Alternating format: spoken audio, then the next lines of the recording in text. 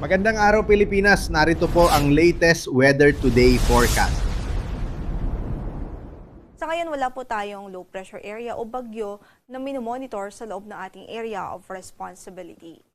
Nariyan na tumiiral pa rin ang shear line at ito ay nakakaapekto sa silangang bahagi ng Visayas at ng Mindanao. Patuloy pa rin yan nagdudulot ng mga pag-ulan sa malaking bahagi po ng Kabisayaan at maging ng Mindanao. Samantala, yung northeast monsoon o amihan, prevailing pa rin naman ito at nararamdaman pa rin sa malaking bahagi ng Luzon at natitirang bahagi pa ng Visayas. Nagdudulot pa rin yan ng mahihinang pag-ulan sa silangang bahagi ng northern at central Luzon at maging malamig pa rin or cooler temperatures, especially over northern and central Luzon. Yung easterlies ay nararamdaman din naman at nakikita natin na prevailing din dito sa ibabang bahagi ng shear line. Ibig sabihin, pwede pong nararanasan o umiiral ito dito sa katimugang bahagi ho ng Mindanao. Kasalukuyan, meron pa rin po tayong weather advisory at ito nga po ay nagsasabi na pwede pong maka-experience ng 50 to 100 millimeters of rainfall ang Eastern Samar, ang Leyte, Southern Leyte, Dinagat Islands, Surigao del Norte, Agusan del Norte at Surigao del Sur. Yan ay sa patuloy na epekto pa rin ng shear line. So sa mga kababayan natin dyan, ang possible na effect pa rin po nito is yung mga pagbaha po or mga localized flooding, kahit pinag-iingat pa rin po natin sila. Lalong-lalo na po sa ilang araw na po sa mga lugar na kung saan ay ilang araw na po silang nakakaranas ng mga pag-ulan. By tomorrow ay pwede pa rin mag-continuous yung pag-ulan sa ilang bahagi ng Eastern Visayas at sa Northeastern Mindanao. So pwede pa rin yung 50 to 100 millimeters of rainfall dito sa Eastern Samar, sa Leyte, Southern Leyte, Dinagat Islands, Surigao del Norte at maging sa Agusan del Sur.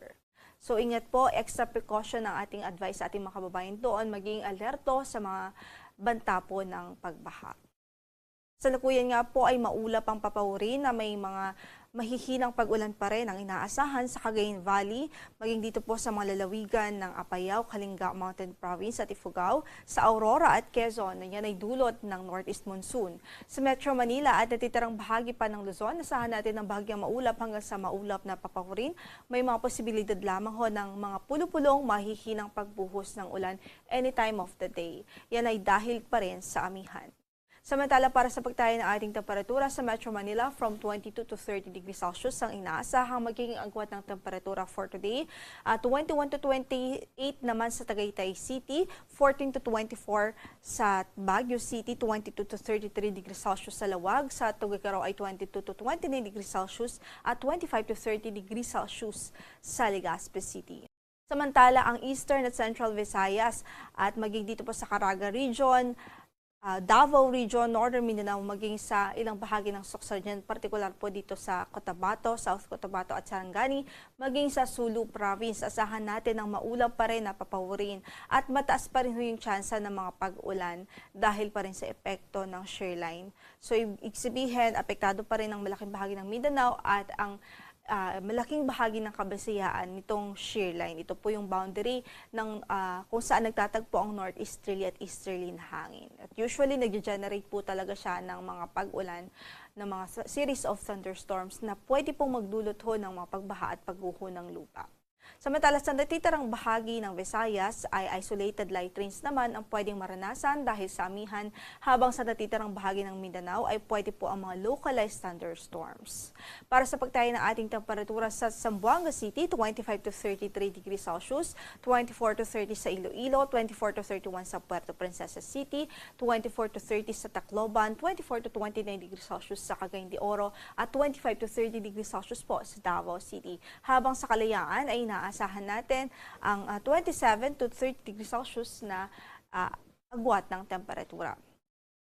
Ngayon ay wala naman tayong gale warning na nakataas. At narito ating inaasahang magiging lagay ng panahon hanggang early next week. Dito sa Metro Manila, Baguio at Legazpi or malaking bahagi ng Luzon ay magpapatuloy pa rin yung epekto ng northeast monsoon. Makikita po natin generally fair weather sa malaking bahagi ng Luzon at posible lang yung mga isolated light rains. Sa Kabisayaan naman, makikita po natin magpapatuloy hanggang next week yung mga pag-ulan sa Eastern Visayas, partikular na dito sa Tacloban City, habang inaasahan natin mababawasan na yung mga pag-ulan sa Cebu at generally fair weather naman sa Iloilo City, maliban na lamang sa mga localized thunderstorms. At makikita po natin sa Mindanao, posible po early next week mababawasan na yung mga pag-ulang dala ng shear line. Kaya posible pong mas maliwalas ang panahon ang mararanasan na early next week po sa malaking bahagi nga ng Mindanao.